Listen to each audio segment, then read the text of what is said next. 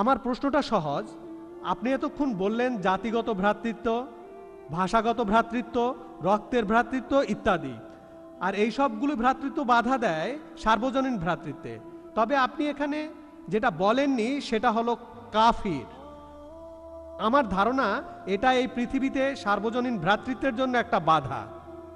ভাই, আপনার নামটা কি জানতে পারি? তাহলে উত্তরটা ভালোভাবে দিতে পারবো। Professor Nirad, Bhiwandi college. Professor একটা প্রশ্ন করেছেন যে আমি আজকের এই লেকচারে সর্বজনীন ভ্রাতৃত্বের কথা বলেছি, আরও বলেছি সেই সব ভ্রাতৃত্বের কথা যার ভিত্তি হলো রক্তের সম্পর্ক, জাতি, গোত্র, ধর্ম ইত্যাদি, এগুলোই বাধা দেয়। তবে আমি এখানে কাফির সম্পর্কে কিছুই বলিনি। এই কাফির হলো একটা আরবি শব্দ। এই শব্দটা এসেছে কফ থেকে, যার অর্থ গোপন রাখা, গোপন রাখা, লুকিয়ে রাখা, অন্য অর্থ প্রত্যাখ্যান করা।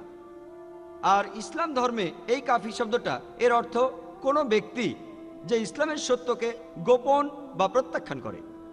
যে ব্যক্তি ইসলামের সত্যকে প্রত্যাখ্যান করে তাকে বলা হয় কাফির। যে কোনো লোক যে ইসলামের সত্যকে প্রত্যাখ্যান করে, যেমন ঈশ্বর একজন, আল্লাহ সুবহানাহু ওয়া তাআলা, আরও যা কিছু আছে, সে একজন কাফির। যে কোনো ভ্রাতৃত্ব সর্বজনীন বিশ্বাসের ভ্রাতৃত্বের পাশাপাশি, আর ইসলামের ভ্রাতৃত্ব যদি অন্য কোনো ভ্রাতৃত্ব হয়ে থাকে, অন্য কোনো ভ্রাতৃত্ব, এমন কয়েকশো ভ্রাতৃত্ব হতে পারে, কোনো এলাকার উপর ভিত্তি করে ভ্রাতৃত্ব হতে পারে, সেটা ইন্ডিয়া হতে পারে, পাকিস্তান হতে পারে, আমেরিকা, এই সব অন্যান্য ভ্রাতৃত্ব, যে সব ভ্রাতৃত্ব সর্বজনীন ভ্রাতৃত্বের মতো একজন সৃষ্টিকর্তায়, একজন ঈশ্বরে বিশ্বাস করে না, সেগুলো এখানে বাধা দেয়। যেমন আপনি বললেন যে কাফির, কাফিরদের ভ্রাতৃত্ব, এটাও সর্বজনীন ভ্রাতৃত্বে বাধা দেয়।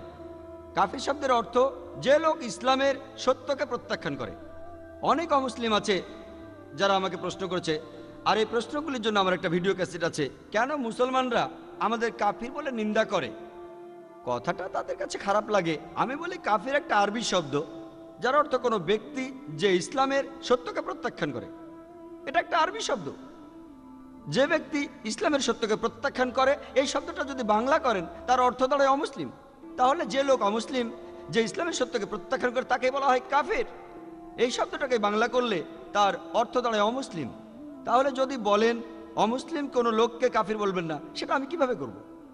তাহলে কেউ যদি বলে কেন আমাকে কাফের বলছেন, কাফের বলবেন না আমাকে, আর আমি বলি আপনি যদি ইসলাম গ্রহণ করেন আপনাকে কাফের বলবো না, এটা অমুসলিম শব্দটার আরবি প্রতিশব্দ। আশা করি উত্তরটা পেয়েছেন। আমার নাম মাধব ফারকে। আপনি আপনার লেকচারে বললেন যে ঈশ্বর হলেন, আল্লাহ হলেন নিরাকার, প্রতিমূর্তি ছাড়া। হিন্দু ধর্মেও একই কথা আছে।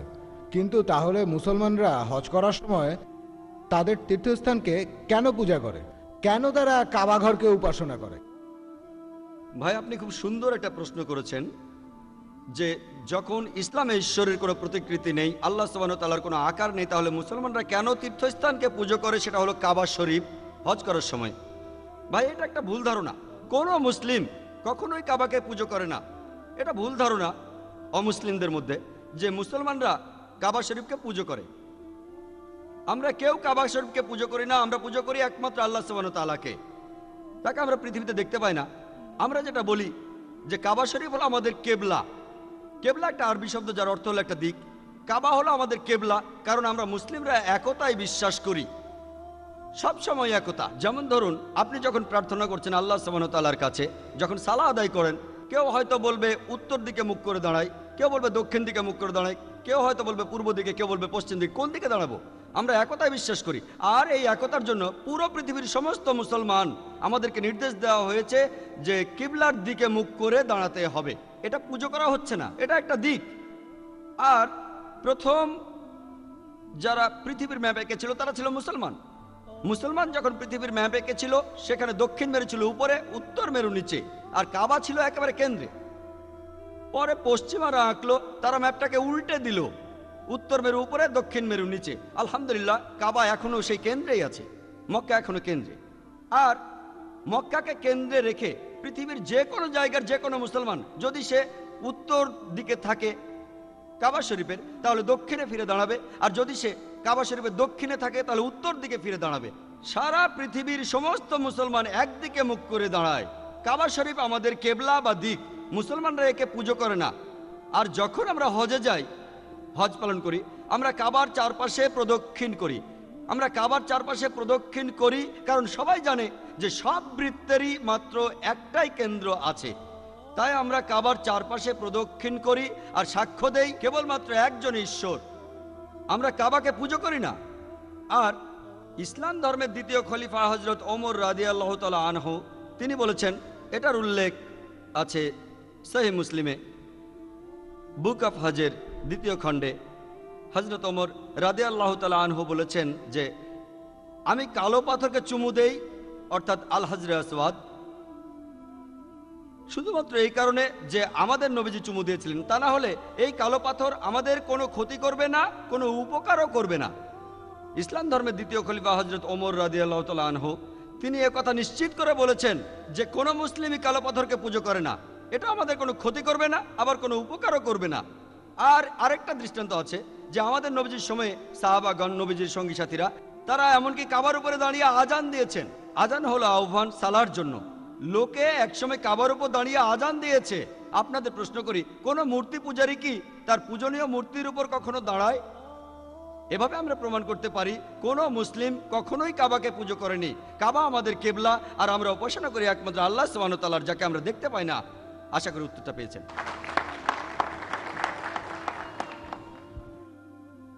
হ্যাঁ ভাই। আমার নাম ডক্টর বিয়াস, একজন মেডিকেল ডাক্তার। আমরা এখানে এসেছি সার্বজনীন ভ্রাতৃত্ব নিয়ে নতুন কিছু কথা শুনতে। আমরা এখানে ইসলাম ধর্মের ওপর কোনো লেকচার শুনতে আসিনি। আমি এখানে আপনাকে অনুরোধ করব, আপনি বলুন এই পৃথিবীর ভ্রাতৃত্ববোধের কিছু কথা। এখন এটা সার্বজনীন ভ্রাতৃত্ব। আমি এখানে জানতে আসিনি বিশ্বজগতের অন্য কোথাও আমাদের কোনো ভাই আছে কিনা। ইন্ডিয়াতে অনেক ভাই আছে, তাই আমরা ইন্ডিয়ান ভ্রাতৃত্বের কথা বলবো। আর এই দেশে মানুষের ভ্রাতৃত্ব কিভাবে দেশের ইতিহাসকে গত 100 বছরে কতখানি প্রভাবিত করতে পেরেছে। ভাই, আপনি খুব সুন্দর প্রশ্ন করেছেন, খুবই প্রাসঙ্গিক প্রশ্ন। তিনি বললেন যে আজকে তিনি এসেছেন সর্বজনীন ভ্রাতৃত্বের কথা শুনতে, আর আমি এখানে বলেছি শুধুমাত্র এই পৃথিবীর ভ্রাতৃত্বের কথা। আর এই পৃথিবীর বাইরেও কি কোনো ভ্রাতৃত্ব আছে? আপনি একজন ডাক্তার, আলহামদুলিল্লাহ। আর আমার লেকচার যদি শোনেন, যদি আপনি একটু মন দিয়ে শোনেন, আমি বলেছি আমরা এক সর্বশক্তিমান ঈশ্বরে বিশ্বাস করি, যিনি এই পৃথিবী সমূহের প্রতিপালক, রাব্বুল আলামিন। পৃথিবী সমূহের প্রতিপালক অর্থাৎ বিশ্বজগতের প্রতিপালক আমাদের এই পৃথিবী সহ। এই ভ্রাতৃত্বটা হলো বিশ্বজগতের, পৃথিবীর অথবা ইন্ডিয়া। আপনি কি বলেন? হ্যাঁ ভাই, ঠিক আছে, আগে উত্তরটা শোনেন। এক এক করে আমি আপনাদের সবার প্রশ্নের উত্তর দিয়ে দেব। আগে এই উত্তরটা দিয়ে তারপরে আপনার প্রশ্নে আসছি, সমস্যা না। আমি এখানে আছি, আপনাদের সবার প্রশ্নের উত্তর দেবো ইনশাল্লাহ। প্রথমে এই ভদ্রলোকের উত্তর দেই। তিনি যে প্রশ্ন করেছেন সেটার উত্তর আগে দেই। তিনি আমার কাছে ভ্রাতৃত্ব সম্পর্কে জানতে চেয়েছেন। আর সর্বজনীন ভ্রাতৃত্ব শুধুমাত্র এই পৃথিবীর ভ্রাতৃত্বকেই বোঝায় না। আর পবিত্র কোরআনের কথা অনুযায়ী সূরা আল শুরার 29 নম্বর আয়াতে উল্লেখ আছে যে আল্লাহ সুবহানাহু ওয়া তাআলা এই আকাশমণ্ডলী আর পৃথিবী সৃষ্টি করেছেন আর সেখানে জীবজন্তু ছড়িয়ে দিয়েছেন। তার অর্থ পবিত্রকরণ বলছে যে এই পৃথিবী ছাড়াও এই বিশ্বজগতে অনেক প্রাণী আছে। পৃথিবী ছাড়া অন্য গ্রহেও প্রাণী আছে। বিজ্ঞান এখনো এটা প্রমাণ করতে পারেনি যে পৃথিবীর বাইরেও আরো জীবন আছে। আপনারা জানেন যে বিজ্ঞানীরা এখন রকেট, স্যাটেলাইট, আরো কত কিছু এগুলো পাঠিয়ে দেখছে যে কোথাও প্রাণী আছে কিনা। এখনো প্রমাণিত হয়নি। বিজ্ঞান বলছে এটার সম্ভাবনাই বেশি। তবে কোরআন বলছে এই পৃথিবীর বাইরেও প্রাণ আছে। আমরাও এটা বিশ্বাস করি। সর্বজনীন ভ্রাতৃত্ব শুধুমাত্র এই পৃথিবীর জন্য নয়, এটা অন্যান্য সমস্ত পৃথিবীর জন্য। আর আপনি ঠিকই বলেছেন, এই ভ্রাতৃত্ব ইন্ডিয়ার জন্য, পুরো পৃথিবীর জন্য। আর এই ভ্রাতৃত্ব বজায় রাখার জন্য যদি আমার লেকচার শুনে থাকেন তাহলে সেগুলো আমি বলবো না। আমাদের কিছু নৈতিকতা থাকা উচিত যে কোনো একজন মানুষ অন্য কোনো মানুষকে খুন করবে না, সে ডাকাতি করবে না, সে দান খয়রাত করবে, প্রতিবেশীদের ভালোবাসবে, কারো পেছনে নিন্দা করবে না। সে খেয়াল রাখবে যখন সে ভরপেটে থাকে তখন যেন তার প্রতিবেশীও ভরপেটে থাকে। সে খেয়াল রাখবে সে যেন মদ পান না করে। মাদকদ্রব্য সর্বজনীন ভ্রাতৃত্বকে ছড়ানোর পথে একটা বাধা। পেছন থেকে নিন্দা করবে না, সে কারো নিন্দা করবে না। আর এভাবে কাজ করলে সর্বজনীন ভ্রাতৃত্ব শুধুমাত্র ইন্ডিয়ায় নয়, শুধু এই পৃথিবীতেই নয়, পুরো বিশ্বজগতে বিরাজ করবে। হতে পারে যে আপনি আমার পুরো লেকচার মন দিয়ে শোনেননি, আমার লেকচার আলহামদুলিল্লাহ এই বিষয়টার উপরই ছিল সেটা। আর এখানে আমি ইন্ডিয়া, আমেরিকা, এই পৃথিবী আর পুরো বিশ্বজগতের কথা বলেছি।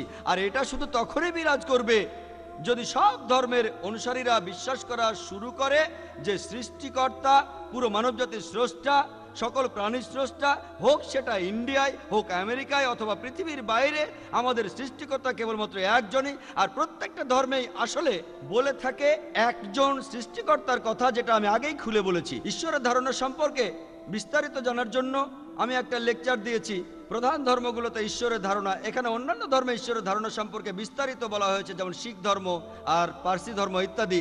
এখানে বিস্তারিত বলা আছে। যদি আপনি আরো বিস্তারিত জানতে চান কিভাবে ভ্রাতৃত্ব বজায় থাকবে, আপনারা আমার এই ভিডিও ক্যাসেটটা কিনে নিয়ে গিয়ে দেখতে পারেন। এই ক্যাসেটটা বাইরে যে কোনো ভিডিও দোকানে পাবেন। প্রত্যেকটা ধর্মেই আসলে বলে থাকে একজন সৃষ্টিকর্তার কথা, যেটা আমি আগেই খুলে বলেছি। ঈশ্বরের ধারণা সম্পর্কে বিস্তারিত জানার জন্য আমি একটা লেকচার দিয়েছি, প্রধান ধর্মগুলোতে ঈশ্বরের ধারণা। এখানে অন্যান্য ধর্মে ঈশ্বরের ধারণা সম্পর্কে বিস্তারিত বলা হয়েছে, যেমন শিখ ধর্ম আর পার্সি ধর্ম ইত্যাদি। এখানে বিস্তারিত বলা আছে। যদি আপনি আরো বিস্তারিত জানতে চান কিভাবে ভ্রাতৃত্ব বজায় থাকবে, আপনারা আমার এই ভিডিও ক্যাসেটটা কিনে নিয়ে গিয়ে দেখতে পারেন। এই ক্যাসেটটা বাইরে যে কোনো ভিডিও দোকানে পাবেন। আমার নাম প্রভু স্বামী। আমার ধারণা সব ধর্মই আসলে ভালো কথা বলে, তাই একজন মানুষ যে কোনো ধর্ম পালন করতে পারে। আর আমার মনে হয় এতে কোনো সমস্যা নেই। আপনি কি বলেন? এখানে প্রশ্নটা হলো, সব ধর্মই ভালো ভালো কথা বলে, তাই আমরা যে কোনো ধর্ম মানতে পারি, সবগুলোই এক। আমি এই প্রশ্নের প্রথম অংশটার সাথে একমত যে সব ধর্মই মূলত ভালো কাজ করার নির্দেশ দেয়। যেমন ধরুন, সব ধর্মই বলে যে আপনি ডাকাতি করবেন না, কোনো মহিলাকে উত্ত্যক্ত করবেন না, ধর্ষণ করবেন না। হিন্দু ধর্ম এই কথা বলে, খ্রিস্টান ধর্ম এই কথা বলে, ইসলামও একই কথা বলে। তবে ইসলামের সাথে অন্যান্য ধর্মগুলির পার্থক্য হলো যে ইসলাম ভালো কাজ করার নির্দেশ দেওয়া ছাড়াও আপনাকে দেখিয়ে দেয় কিভাবে সেই ভালো কাজগুলো করতে হবে। যেমন সব ধর্ম ভ্রাতৃত্বের কথা বলে, ইসলাম কাগজে কলমে দেখিয়ে দেয়, আপনাকে দেখায় কিভাবে সেটা আপনার দৈনন্দিন জীবনে প্রয়োগ করবেন, সালাহ, হজ ইত্যাদি। তাই ইসলাম ভালো কথা বলার পাশাপাশি আপনাকে দেখিয়ে দেয় কিভাবে আপনি সেগুলো করবেন। যেমন ধরুন, হিন্দু ধর্ম বলে ডাকাতি করবেন না, খ্রিস্টান ধর্ম বলে ডাকাতি করবেন না, ইসলাম ধর্ম বলে ডাকাতি করবেন না। তাহলে ইসলামের সাথে অন্যান্য ধর্মগুলোর পার্থক্য কোথায়? ইসলাম আপনাকে দেখায় কিভাবে সেই পরিবেশ তৈরি করবেন যেখানে মানুষ ডাকাতি করবে না। ইসলামে জাকাত নামে একটা বিষয় আছে, সেটা হলো প্রত্যেক ধনী লোক যাদের সম্পত্তি তাদের নিসাবের চাইতে পরিমাণে বেশি, 85 গ্রাম সোনা, তাহলে সেই ব্যক্তি তার অতিরিক্ত সম্পদের 2.5% দান করে দেবেন প্রত্যেক হিজরি সালে। যদি প্রত্যেক মানুষ এভাবে দান করে, এই পৃথিবীতে দারিদ্র বলে কিছু থাকবে না। তখন এই পৃথিবীতে একজন মানব সন্তানও অনাহারে মারা যাবে না। এরপরে পবিত্র কোরআন বলছে, সূরা মাইদার 68 নম্বর আয়াতে উল্লেখ আছে যে, হোক পুরুষ চোর অথবা নারী চোর, তাহাদের হস্তচ্ছেদন করো, ইহা তাহাদের কৃতকর্মের ফল এবং আল্লাহর পক্ষ হতে আদর্শ দণ্ড। কেউ কেউ হয়তো বলবেন, হাত কেটে ফেলবেন। এই 21 শতাব্দীর আধুনিক যুগেও ইসলাম আসলে একটা বর্বর ধর্ম, এটা একটা নিষ্ঠুর আইন। আর আমি জানি যে হাজার হাজার মানুষ চুরি করে, তাহলে আপনি যদি এদের সবার হাত কাটেন, অনেক মানুষেরই হাত থাকবে না। কিন্তু আইনটা এত কঠিন যে যখনই এটা প্রয়োগ করবেন, আর যদি কেউ জানতে পারে যে চুরি করলে তার হাত কাটা যাবে, তখনই তার মাথা থেকে চুরি করার চিন্তাটা উড়ে যাবে। আপনি কি জানেন যে আমেরিকা, যেটা এখন পৃথিবীর সবচেয়ে উন্নত দেশ, দুর্ভাগ্যজনকভাবে এই দেশেই অপরাধের মাত্রা অনেক বেশি, সবচেয়ে বেশি চুরি ডাকাতি হয়। আমি এখন একটা প্রশ্ন করি, যদি আমেরিকায় ইসলামিক শরিয়া প্রয়োগ করা হয় যে প্রত্যেক ধনী লোকই জাকাত দেবে, তার অতিরিক্ত সম্পদের 2.5% দান করবে, আর তারপরে যদি কোনো পুরুষ বা মহিলা চুরি করে তাহলে তার হাত কাটা হবে। আমি এখন প্রশ্ন করছি, আমেরিকায় যে পরিমাণ চুরি আর ডাকাতি হচ্ছে, সেটা কি বেড়ে যাবে? সেটা কি একই রকম থাকবে নাকি কমে যাবে? সেটা কমে যাবে। এটাই কার্যকর আইন। ইসলাম শরিয়া প্রয়োগ করলে ফলাফলটা পাবেন। আপনাদের একটা উদাহরণ দেই, যে বেশিরভাগ ধর্মই আমাদের বলে যে কোনো মহিলাকে উত্ত্যক্ত করবে না, কোনো মহিলাকে ধর্ষণ করবে না। হিন্দু ধর্ম এই কথা বলে, খ্রিস্টান ধর্ম এই কথা বলে, ইসলাম ধর্ম একই কথা বলে। তবে ইসলাম আমাদের দেখিয়ে দেয় কিভাবে সেই পরিবেশ তৈরি করতে হবে যেখানে আমাদের কেউ, পুরুষদের কেউ কোনো মহিলাকে উত্ত্যক্ত বা ধর্ষণ করবে না। ইসলামে হিজাব বলে একটা কথা আছে, লোকে শুধু মহিলাদের হিজাবের কথাই বলে। তবে আল্লাহ সুবহানাহু ওয়া তাআলা পবিত্র কোরআনে প্রথমে বলেছেন পুরুষের হিজাবের কথা, তারপর মহিলাদের। পবিত্র কোরআনে সূরা আল নূরের 30 নম্বর আয়াতে উল্লেখ আছে যে মুমিনদিগকে বলো তারা যেন দৃষ্টি সংযত করে এবং লজ্জাস্থানের হেফাজত করে। যখন একজন পুরুষ কোনো মহিলার দিকে তাকায়, তার মাথায় যদি কোনো কুচিন্তা আসে, সে তার দৃষ্টি নিচু করবে। একবার আমার এক বন্ধু, মুসলমান বন্ধু, সে একটা মেয়ের দিকে অনেকক্ষণ ধরে তাকিয়েছিল। আমি তাকে বললাম, ভাই তুমি এটা কি করছো? এভাবে মেয়েদের দিকে তাকানো ইসলামের সম্পূর্ণ নিষেধ। সে তখন বলল, আমাদের প্রিয় নবীজি বলেছেন যে প্রথম দৃষ্টিটার অনুমতি আছে, দ্বিতীয়টা নিষেধ করা আছে। আমি প্রথম দৃষ্টির অর্ধেকটাও শেষ করিনি। নবীজি এখানে বুঝিয়েছেন যে প্রথম দৃষ্টির অনুমতি আছে, দ্বিতীয়টা নিষেধ করা আছে। তার মানে এই নয় যে আপনি কোনো মহিলার দিকে তাকাবেন আর 20 মিনিট ধরে অপলক তাকিয়ে থাকবেন। নবীজি বলেছেন কোনো মহিলার দিকে যদি আপনি অনিচ্ছাকৃত তাকান, ইচ্ছা করে তার দিকে আবার তাকাবেন না, তাকে গিলে খাবেন না। নবীজি এটাই বুঝিয়েছেন। এর পরের আয়াতে মহিলাদের হিজাবের কথা বলা হয়েছে। সূরা নূরের 31 নম্বর আয়াতে উল্লেখ আছে, মুমিন নারীদিগকে বলো তাহারা যেন দৃষ্টি সংযত করে এবং লজ্জাস্থানের হেফাজত করে। তাহারা যেন যাহা সাধারণত প্রকাশ থাকে তাহা ব্যতীত তাহাদের আবরণ প্রদর্শন না করে। তাহাদের গ্রীবা ও বক্ষদেশ যেন কাপড়ে আবৃত থাকে। আর তাহারা যেন আভরণ প্রকাশ না করে তাহাদের স্বামী, ভাই ব্যতীত। এখানে পুরুষদের একটা অনেক বড় তালিকা দেওয়া আছে যাদের তারা কখনোই বিয়ে করতে পারবে না। আর হিজাব পালন করার 6টি নিয়ম রয়েছে। প্রথমে বলা হয়েছে পুরুষ আর নারীর কতখানি ঢাকতে হবে। পুরুষের জন্য হিজাব হলো নাভি থেকে গোড়ালি পর্যন্ত। মহিলাদের জন্য পুরো শরীরই ঢেকে রাখতে হবে। যে অংশটুকু দেখা যাবে তা হলো মুখ আর হাতের কবজি পর্যন্ত। কেউ কেউ বলেন এগুলোও ঢেকে রাখতে হবে।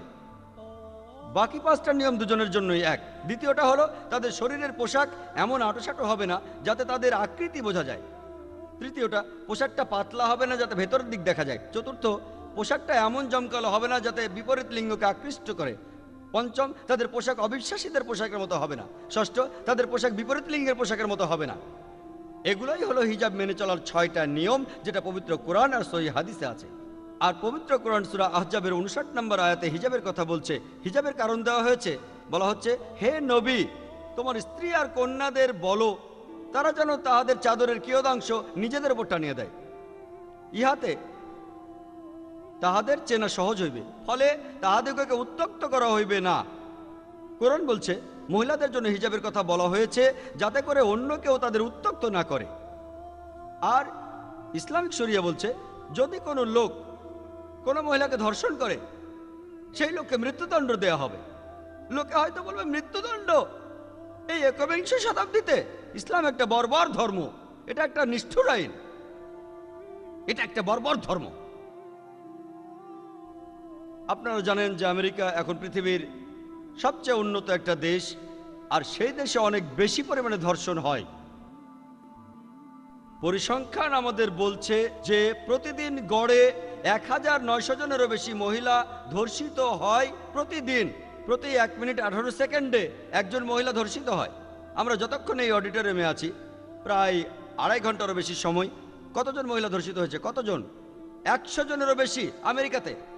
আমি আপনাদের প্রশ্ন করি, যদি আমেরিকাতে ইসলামিক শরিয়া প্রয়োগ করা হয় যে প্রত্যেক পুরুষ যখনই কোনো মহিলাকে দেখবে দৃষ্টি নিচু করবে, মহিলারা সবাই হিজাব মেনে পোশাক পরবে, আর তারপর যদি কোনো পুরুষ কোনো মহিলাকে ধর্ষণ করে তাহলে মৃত্যুদণ্ড, আমি আপনাদের প্রশ্ন করছি, এতে করে কি ধর্ষণের পরিমাণ বেড়ে যাবে?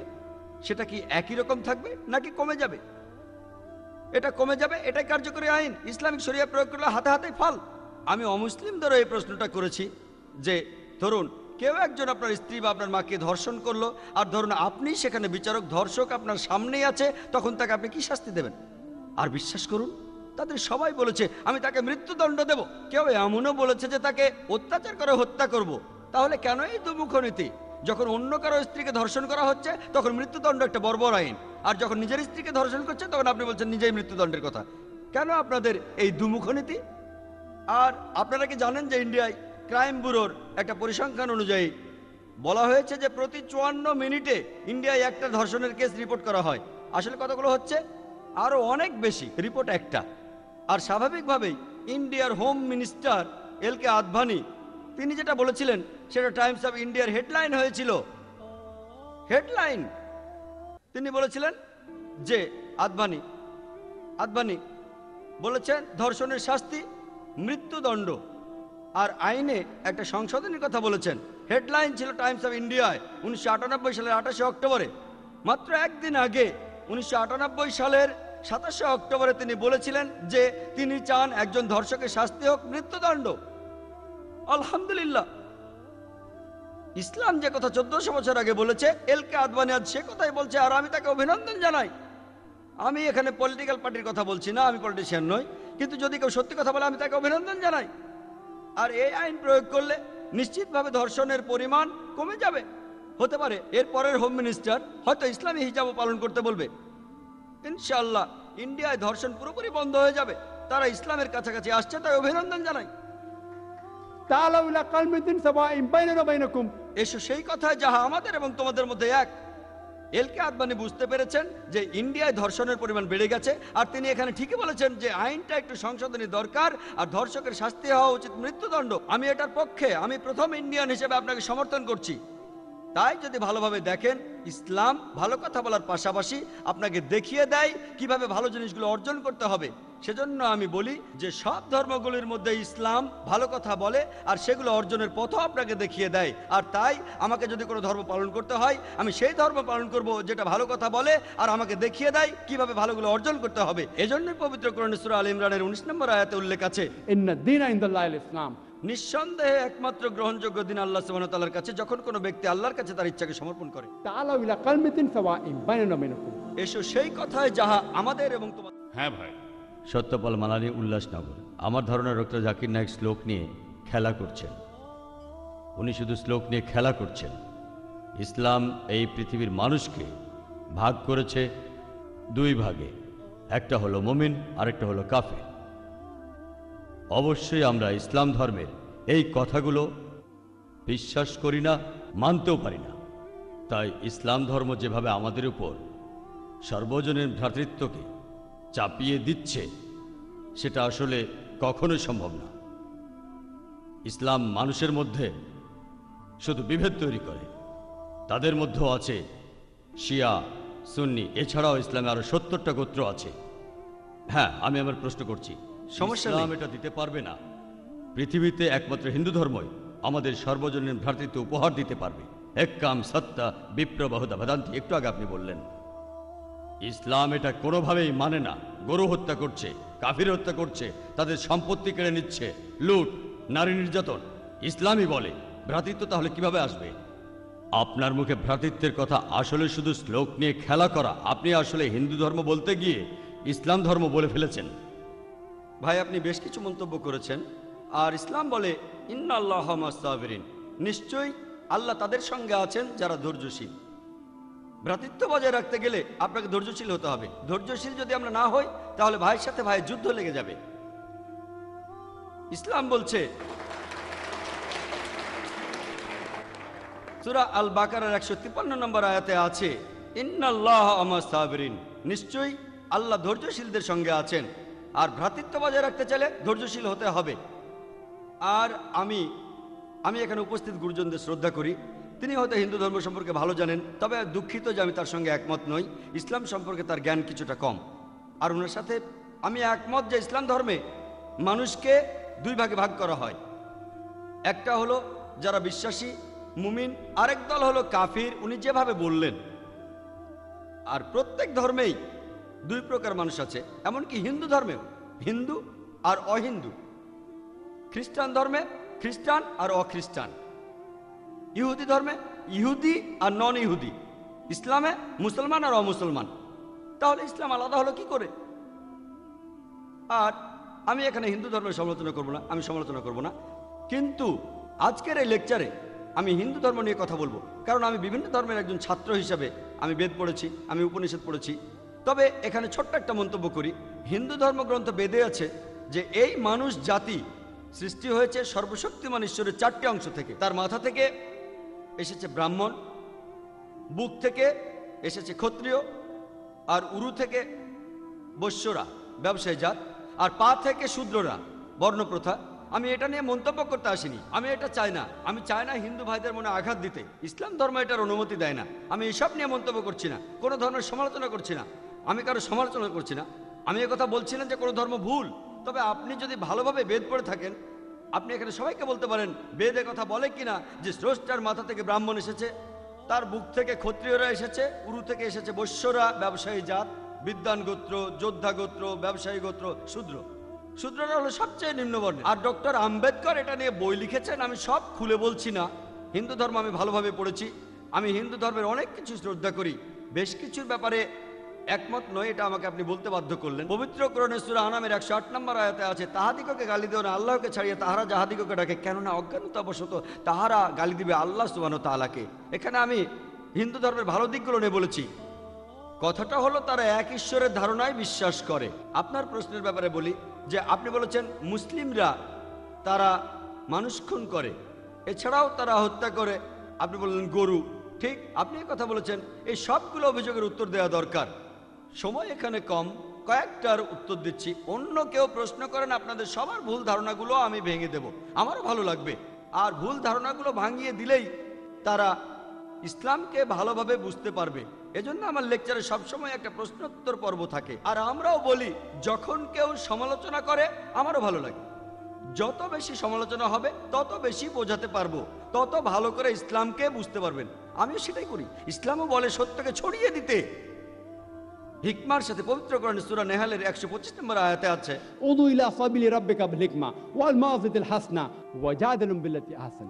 মানুষকে প্রতিপালকের পথে আহ্বান করো হিকমত আর সদুপদেশ দ্বারা, আর উহাদের সহিত তর্ক করিবে সবচেয়ে উত্তম পন্থায়। যখন বলা হয় আমরা আমিষ খেতে পারবো কিনা, গরু ছাগল কোরবানি দেয় ইত্যাদি, আর অনেক অমুসলিমই বলবে মুসলমান আপনারা সবাই নিষ্ঠুর মানুষ, প্রাণী হত্যা করেন। ভাই আপনাদের আমি বলি, একজন মুসলমান খুব ভালো মুসলমান হতে পারে, এমনকি যদি সে পুরোপুরি ভেজিটেরিয়ান হয়। এটা বলা হয়নি যে আপনাকে অবশ্যই ভেজিটেরিয়ান হতে হবে ভালো মুসলিম হতে গেলে, কিন্তু পবিত্র কোরআনে অনেকবারই বলা হয়েছে যখন তুমি মাংস খেতে পারো তখন মাংস খাবে না কেন। পবিত্র কোরআনে সূরা মাইদার 1 নম্বর আয়াতে উল্লেখ আছে, বলা হয়েছে যে ইয়া আইয়ুহাল্লাযিনা আমানু, হে মুমিনগণ তোমাদের অঙ্গীকার পূর্ণ করিবে, আর তোমাদের জন্য কিছু চতুষ্পদ প্রাণীকে হালাল করা হইয়াছে আর কিছু প্রাণী হারাম। পবিত্র কোরআনে সূরা নাহালের 5 নম্বর আয়াতে উল্লেখ আছে যে আল্লাহ চতুষ্পদ জন্তু সৃষ্টি করিয়াছেন যাহাতে তোমরা শীত নিবারণ করিতে পারো, এবং উহাতে বহু উপকার রহিয়াছে, এবং উহা হইতে তোমরা আহার করিয়া থাকো। পবিত্র কোরআনে সূরা মুমিনুনের 21 নম্বর আয়াতে উল্লেখ আছে তোমরা চতুষ্পদের মাংস আহার করতে পারো।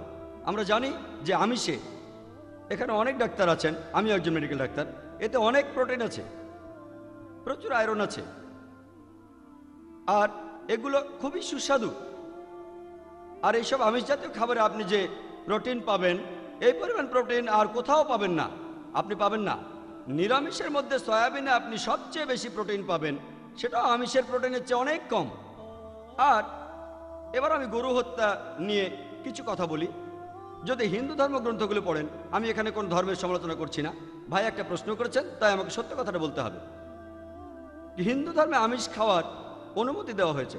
হিন্দু ধর্মগ্রন্থে দেখবেন সাধু সন্তরা আমিষ জাতীয় খাদ্য খায়, এমনকি গরুর মাংস। পরবর্তীতে অন্যান্য বেশ কিছু ধর্মের প্রভাবে, যেমন ধরুন জৈন ধর্ম ইত্যাদি, মানুষের উপর অহিংসার দর্শনের প্রভাব এসে পড়ল, তারা প্রাণী হত্যা বাদ দিল, তারা এই দর্শনটাকে তাদের জীবনধারায় যোগ করলো। তবে ইসলাম ধর্ম প্রাণীদের অধিকারের কথা বলে থাকে। শুধু প্রাণীদের অধিকার নিয়ে আমি একটা লেকচার দিতে পারি। পবিত্র কোরআনে আছে পশুর উপর বেশি বোঝা চাপিও না, তাদের প্রতি সদয় হও, তাদের খাদ্য দাও, কিন্তু প্রয়োজনে তোমরা তাদের মাংসও খাইতে পারো। আর যদি আপনি অন্যান্য ধর্মগুলো ভালোভাবে দেখেন, অনেকে আমিষ খেতে বারণ করেছে। এই দর্শনের ভিত্তিটা হলো এই যে আপনি প্রাণী হত্যা করবেন না, কারণ তাদের জীবন আছে, সে কারণে আমিষ খাওয়াটা অন্যায়। আমি এর সাথে একমত। যদি কোনো মানুষ এই পৃথিবীতে মানুষ হত্যা না করে থাকে, সেখানে আমিই থাকবো সবার উপরে। সর্বজনীন ভ্রাতৃত্ব হিন্দু ধর্মে আছে যে সব প্রাণী আপনার ভাই। প্রত্যেক প্রাণী হোক সে সাপ, পাখি অথবা পতঙ্গ। আমি আপনাদের একটা প্রশ্ন করছি যে কোন মানুষটা হাজার হাজার ভাইকে না মেরেও 5 মিনিটের জন্য বেঁচে থাকতে পারে? এখানে যারা মেডিকেল সায়েন্স পড়েছেন তারা ভালো বুঝতে পারবেন যে আপনারা যখন নিঃশ্বাস নেন তখন আপনার শরীরে প্রচুর ময়লা জীবাণু ঢুকে, সেগুলোকে মেরে ফেলেন। তার অর্থ এই ধর্মে বাঁচার জন্য আপনার ভাইদের আপনি মেরে ফেলছেন। ইসলামের সর্বজনীন ভ্রাতৃত্ব বলে মানুষ জাতির প্রত্যেকেই আপনার ভাই। বিশ্বাসের ভ্রাতৃত্বে প্রত্যেক মুসলমানই ভাই ভাই, প্রত্যেক প্রাণীই আমার ভাই নয়। তবে অন্য প্রাণীদের রক্ষা করতে হবে, তাদের ক্ষতি করবেন না, বিনা কারণে তাদের অত্যাচার করবেন না, তবে প্রয়োজন হলে সেগুলোর মাংস খেতে পারেন।